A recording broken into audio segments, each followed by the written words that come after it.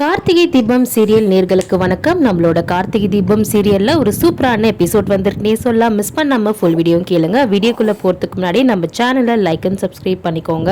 அப்பதான் நான் போடுற உடனுக்குட நோட்டிஃபிகேஷன் வீடியோ உங்களுக்கு வரும். அடுத்து என்ன சீரியலுக்கான ரிவ்யூ வேணும்ன்றதும் கமெண்ட் பாக்ஸ்ல கமெண்ட் பண்ணுங்க. இப்போ வாங்க வீடியோக்குள்ள போகலாம்.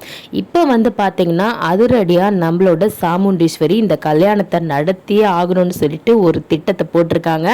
சந்திரகலா கூட சாமுண்டீஸ்வரி என்ன பண்றாங்க, நம்மளோட சந்திரகலா கேட்குறாங்க, அக்கா என்னக்கா ரேவதி ஏதோ தனியாக கூட்டிகிட்டு போய் உங்ககிட்ட பேசினாலே, அப்படி என்ன பேசினா என்கிட்ட சொல்லக்கூடாதா அப்படின்னு சொல்லும் போது, அந்த அளவுக்கு பெரிய விஷயம்லாம் இல்லை சந்திரா அப்படின்னு சொல்லும் போது, இல்லைக்கா சொன்னதும் நீ இந்த கல்யாணத்தை நிறுத்திட்டியே, அதனால தான் கேட்குறேன் அப்படின்னு சொல்லும் போது, ரேவதிக்கு இந்த கல்யாணத்தில் விருப்பம் இல்லை, அது மட்டும் இல்லாமல் ஏன் விருப்பம் இல்லைன்னு கேட்டியான்னு சொல்லிட்டு சந்திரகலா கேட்குறாங்க.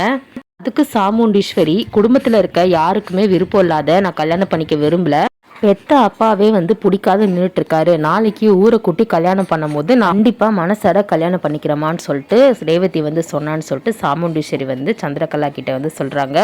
இன்னொரு விஷயமா ரேவதி கிட்ட நான் சத்தியம் வாங்கியிருக்கேன், அதாச்சு எந்த அசம்பாவிதம் நடந்தாலுமே நீ கல்யாணத்தை பண்ணிக்கணும் அப்படின்ற மாதிரி சொல்கிறாங்க. அதுக்கும் ரேவதி சரிம்மா நான் ஒத்துக்கிறேன் அப்படின்ற மாதிரி ரேவதி ஒத்துக்கிட்டு சத்தியம் வாங்கிட்டாங்க நம்மளோட சாமுண்டீஸ்வரி. இப்போ பார்த்திங்கன்னா சந்திரகலா, அக்கா நம்ம சின்ன விஷயத்துக்கே முன்னாடியே கார்த்தி எங்கள் கல்யாணத்தை தடுத்துட போகிறான்னு சொல்லிட்டு பிளான் பண்ணோம். இப்போ நாளைக்கு ஊரை கூட்டி கல்யாணம் பண்ண போகிறோம், கண்டிப்பாக அந்த கார்த்திக்கு ஒரு ஆப்பு வைக்க விதமாக எதனா ஒன்று பண்ணணும் அப்படின்ற மாதிரி யோசிச்சுட்டு இருக்காங்க. அவன் சைட்லேருந்து கண்டிப்பாக அவன் எதனா ஒரு பிளான் பண்ணுறதுக்கு இறங்கிட்டு இருப்பான் அப்படின்னு சொல்லும் போது, சரி சந்திரா என்ன பண்ணுறது அப்படின்னு சொல்லிட்டு கேட்கும் போது, ஏதாவது ஒன்று பண்ணி அந்த கார்த்தியை ஒரு கெட்டவன் நிரூபிக்கணும் அப்படின்னு நம்மளோட சாமுண்டீஸ்வரி கிட்ட சந்திரகலா சொல்கிறாங்க. சந்திரகலாவுக்கு யோசிச்சு இப்போ ஒரு பிளானை சாமுண்டீஸ்வரி கிட்ட சொல்ல போகிறாங்க. சாமுண்டீஸ்வரி என்ன சந்திரா இது வீணு இப்படி சொன்னால் அவனை இப்படி நிரூபிக்கிறது? சந்திரகலா சொல்கிறாங்க, நல்லா யோசிச்சு பாருக்கா, ரேவதிக்கு ராஜா சேதுபதியோட பேரை ஒரு நல்லவன், அவன் நிறைய உதவி செஞ்சுருக்கான் அப்படின்னு தானே தெரியும். நம்ம ஒரு கெட்டவன்ற பட்டத்தை சுமத்திட்டா அதுக்கப்புறம் ரேவதிக்கு அவன் மேலே விருப்பம் இருக்காதுல. ஒரு வேளை மருது தப்பானவன் தெரிஞ்சால் கூட கார்த்தியை கல்யாணம் பண்ணாத அளவுக்கு நம்ம பண்ணி வைக்கணும் அப்படின்ற மாதிரி சொல்கிறாங்க. சரி அதுக்கு நம்ம என்ன பண்ணுறது அப்படின்னு சொல்லிட்டு கேட்கும்போது, அதுக்கு தான் கார்த்தியோட ஆஃபீஸ்லேயே ஒருத்தி இருக்காளே, அவளை வச்சு நம்ம இந்த கல்யாணத்தில் கேம் விளாடலாம் அப்படின்னு சொல்லும் போது, அப்போ யார் அப்படின்னு சொல்லிட்டு கேட்கும்போது, அந்த பிரியா தான்க்கா, அந்த பிரியாவை வச்சு இப்போ நம்ம கார்த்திக்கிட்ட கேம் விளாடலாம் அப்படின்ற மாதிரி சொல்கிறாங்க. அதுக்காக நான் உடனே போயிட்டு இன்றைக்கி பிரியாவை பார்த்து என்ன பேசணுமோ அதை பேசிட்டு எல்லா விவரத்தையும் சொல்கிறேன் அப்படின்ற மாதிரி சாமுண்டீஸ்வரி கிட்ட சந்திரகலா சொல்கிறாங்க. அப்போ பார்த்திங்கன்னா சந்திரகலா என்ன பேச போகிறேன்னு சொல்லு அப்படின்னு சொல்லும் போது, இருங்கக்கா நான் மொத்த பிளானையும் அவகிட்ட ஒப்படைச்சிட்டு நான் சொல்கிறேன் அப்படின்ற மாதிரி சொல்கிறாங்க.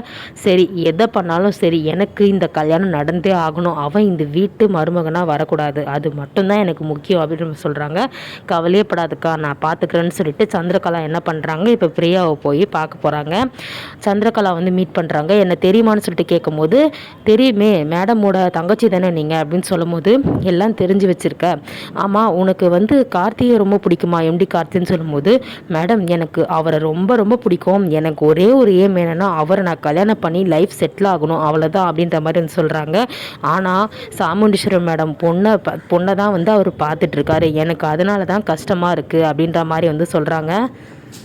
இப்போ நான் ஒரு யோசனை சொல்லி ஒரு பிளான் படி உன்னை பண்ண சொல்கிறேன், அப்படி நீ கரெக்டாக பண்ணிட்டேன்னு வச்சுக்கோயேன், கண்டிப்பாக நீ எம்டி கார்த்தியை கல்யாணம் பண்ணி உன்னோட லைஃப் செட்டில் ஆகிடும், அதுக்கு நானும் எங்கள் அக்காவும் கேரண்டி அப்படின்ற மாதிரி சொல்கிறாங்க.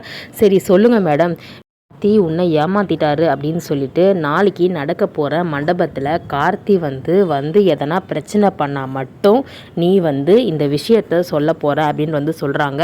வழக்கமாக சாமுண்டீஸ்வரி மேடம் உனக்கு நோட்டீஸ் வைக்கலைனாலும் ரேவதி உனக்கு இன்விடேஷன் வச்சுருப்பால, அதை வச்சு நாளைக்கு நீ கல்யாணத்துக்குள்ளே நுழைஞ்சதுக்கப்புறம் ஒரு வேளை நார்மலாக கல்யாணம் நடந்துகிட்டே இருந்தால் வெயிட் பண்ணிகிட்டே இரு, ஒரு வேளை அந்த கார்த்தி எதனா ஒரு தில்லுமுள்ளு பண்ணால் நீ என்ன பண்ணணுன்னா நான் சொன்னபடி கார்த்தியால் நான் ஏமாந்துட்டேன், எம்டி சார் வந்து என்ன என் வாழ்க்கையை அழிச்சிட்டாரு அப்படின்ற ஒரு பொய்யை எல்லாரும் முன்னாடியும் சொல்கிற ரேவதிக்கு சந்தேகம் வர அளவுக்கு எம்டி சார் இப்படிப்பட்ட ஒரு கேவலமான மோசமானவரா அப்படின்ற அளவுக்கு வந்து நீ நடிக்கணும் அப்படின்ற மாதிரி வந்து சொல்கிறாங்க.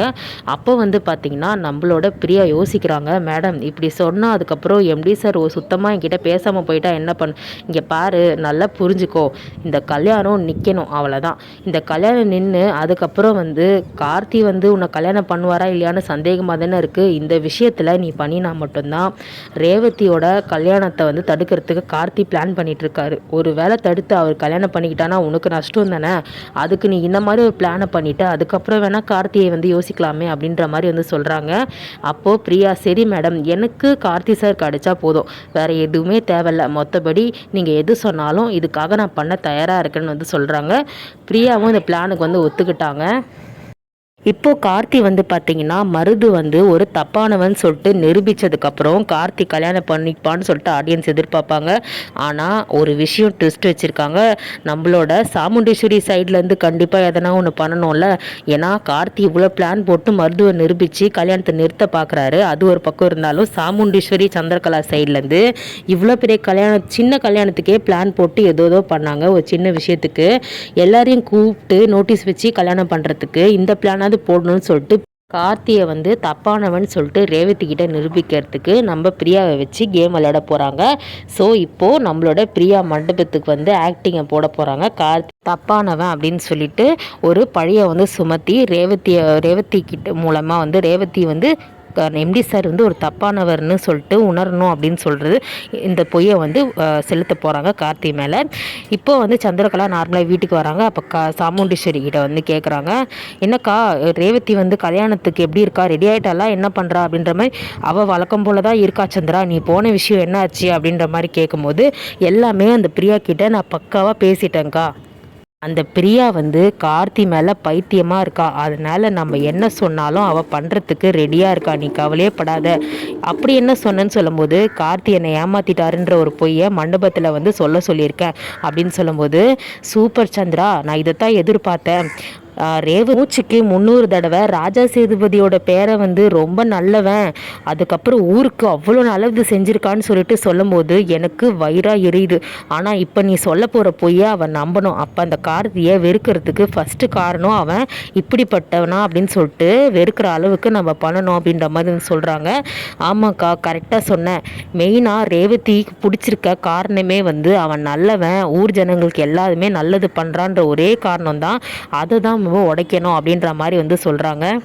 அதுக்கோசம் வந்து சந்திரகலா பிரியா கிட்ட பேசிட்டு வந்துட்டாங்க. இப்போது பிரியா எப்படி என்ன டைமில் எப்படி வந்து நம்ம கார்த்தியை வந்து இந்த மாதிரி ஒரு விஷயத்தில் தள்ளி விட போகிறாங்க, வந்து ரேவதி முன்னாடி ஒரு தப்பானவன் சொல்லிட்டு ஒரு தப்பான பழியை போட போகிறாங்கன்னு தெரியல. ஸோ வெயிட் பண்ணி பார்க்கலாம் என்ன நடக்குதுன்னு சொல்லிட்டு. நம்மளோட ரிவ்யூ பிடிச்சிருந்தா லைக் அண்ட் சப்ஸ்கிரைப் பண்ணி நம்ம சேனலுக்கு கண்டினியூஸாக ஆதரவு கொடுங்க. தேங்க்யூ.